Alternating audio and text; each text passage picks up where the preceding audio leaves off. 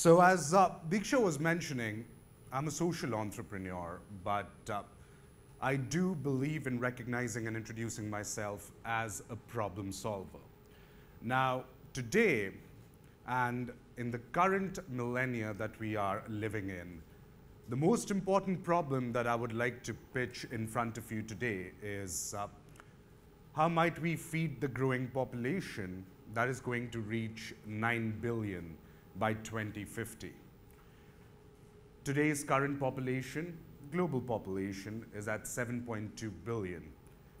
Reaching 9 billion seems like feeding a lot of mouths and a lot of people.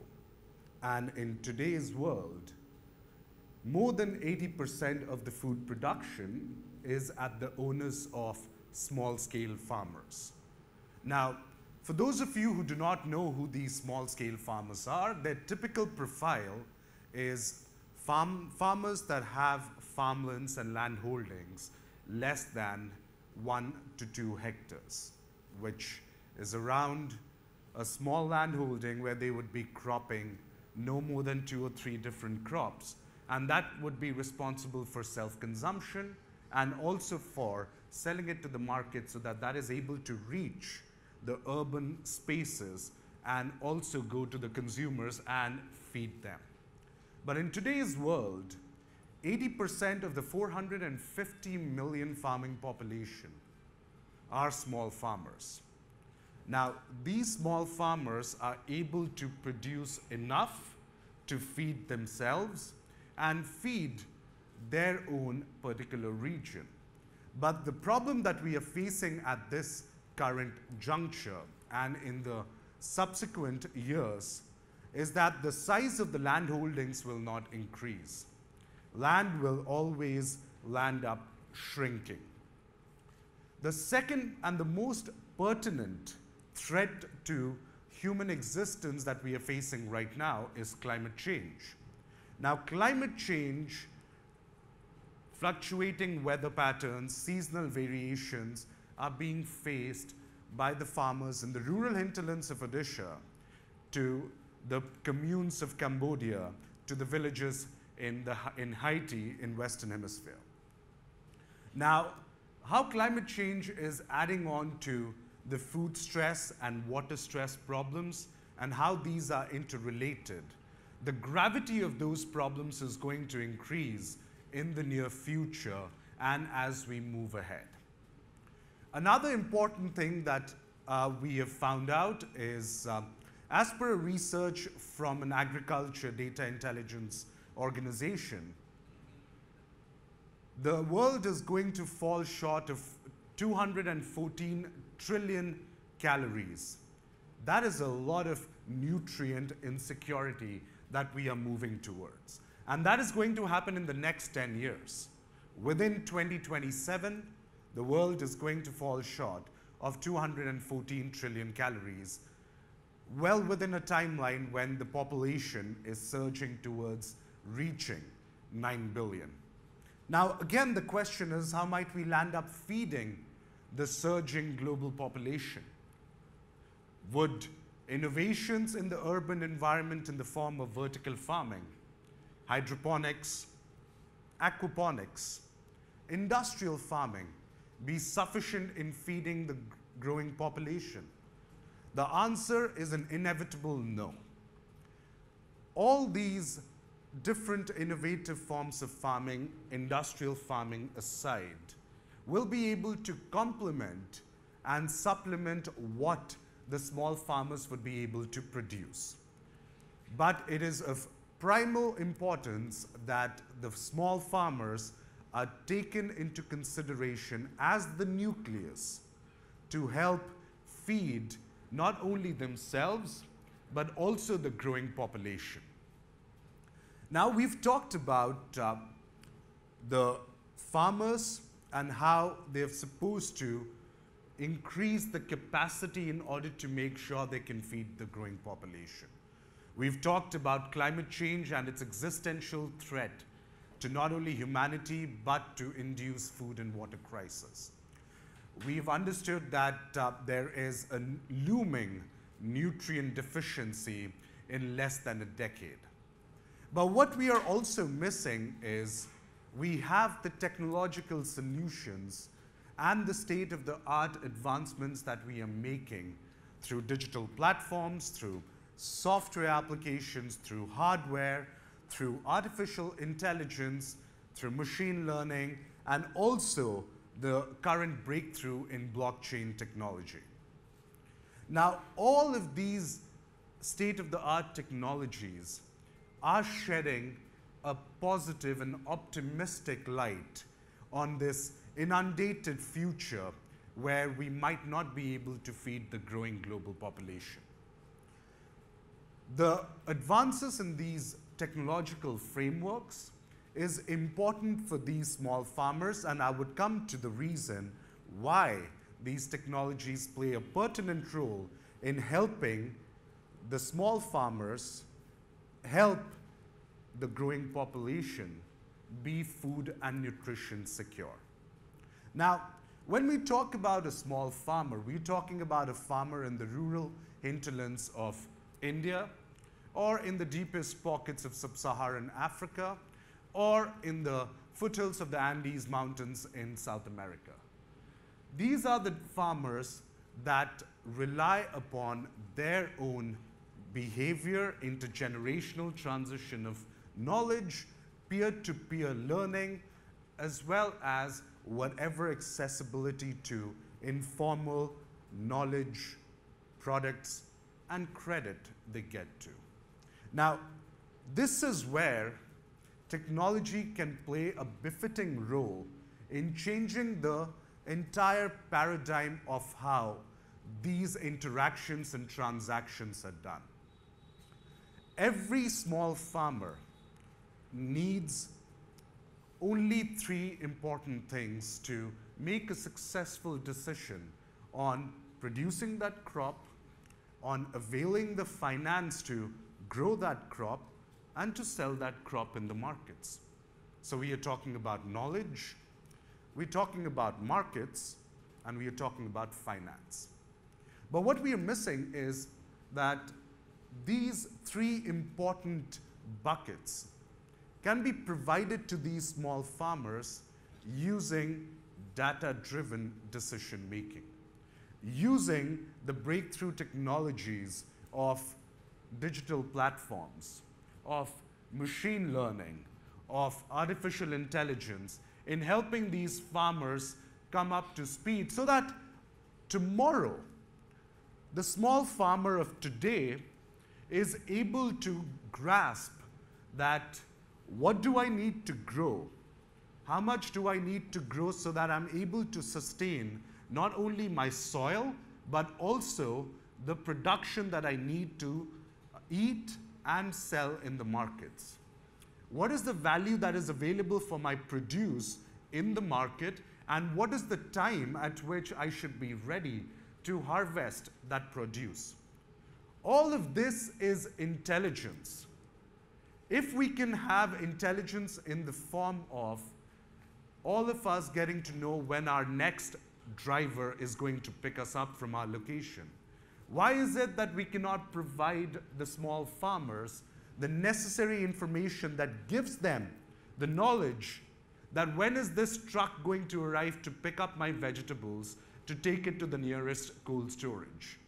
And when the produce goes into the cold storage, why can't the buyer get to know that I will pick it up once I'm ready to pay for that produce? I understand that agriculture and food is a complicated market. So was technology when it started.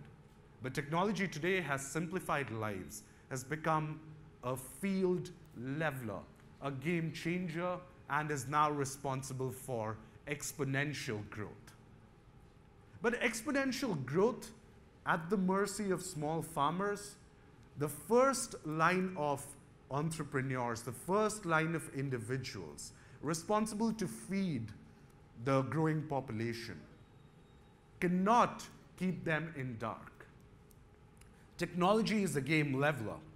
It cannot exclude the biggest strata of the population that is responsible for feeding the world, and if it is not given its due respect has led to coup.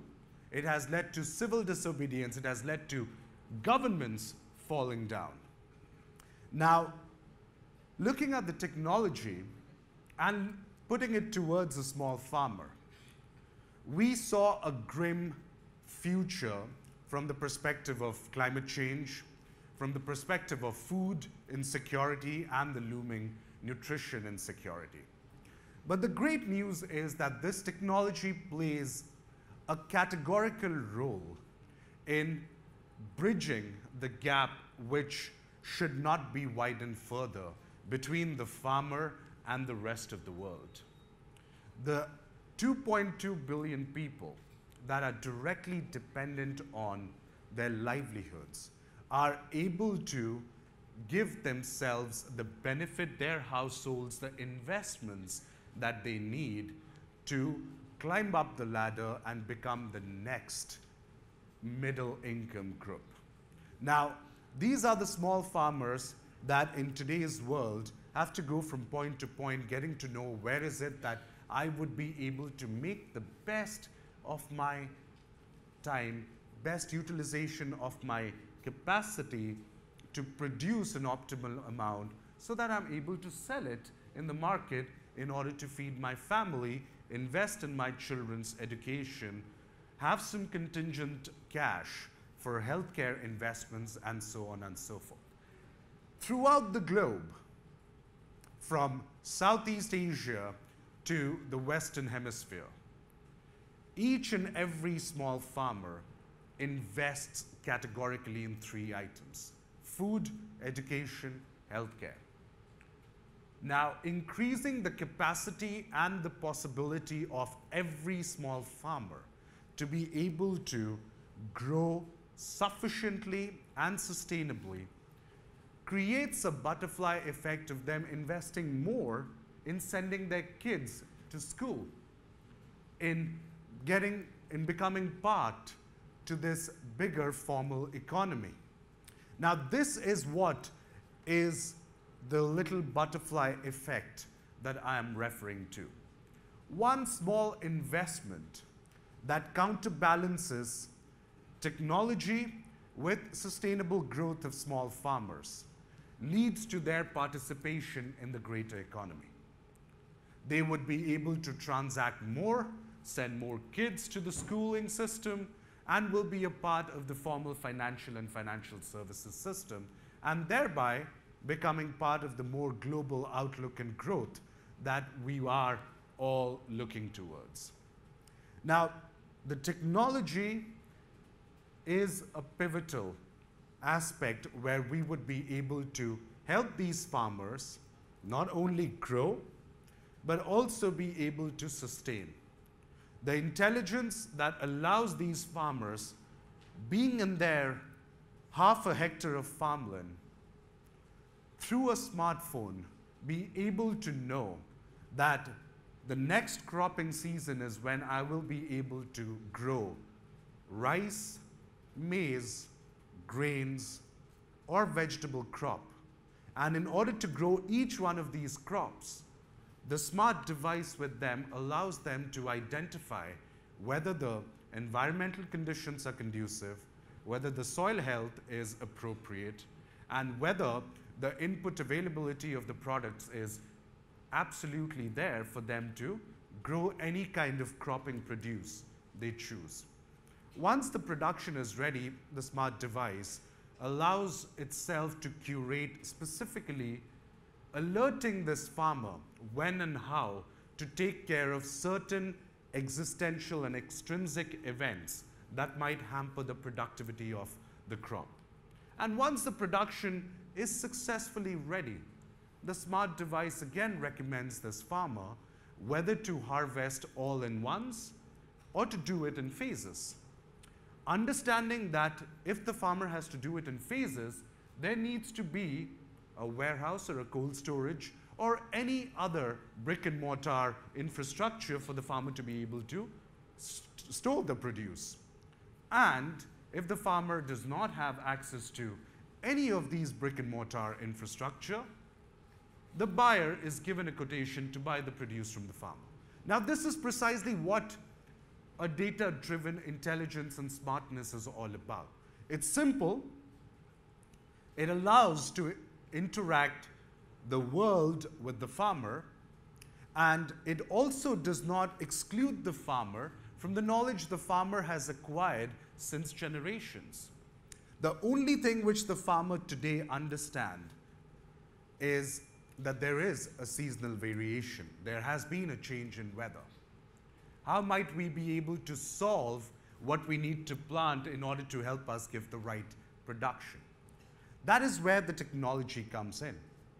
Because the seasonal variation and the sporadic weather patterns has got climate change to blame. We cannot reverse climate change, but we can use technology to make small farmers more aware, more intelligent, and more prone to understand how to mitigate all of the risks associated with the small farmer. Now, in conclusion, I'd like to bring forth an understanding that the small farmers are the stewards of nature and have been long responsible to feed the growing population. We are at an inflection point where ignoring them will have disastrous effects. It might even be an abomination for human survival. But including them and making them partake in contributing significantly to not only their growth, but to the growth of the socio-economic stature of the global world, will allow for a longer-term sustenance and might help us work in a collaborative and inclusive manner with the farmers at the center to break away from the existential food and nutrition crisis. Thank you, everybody.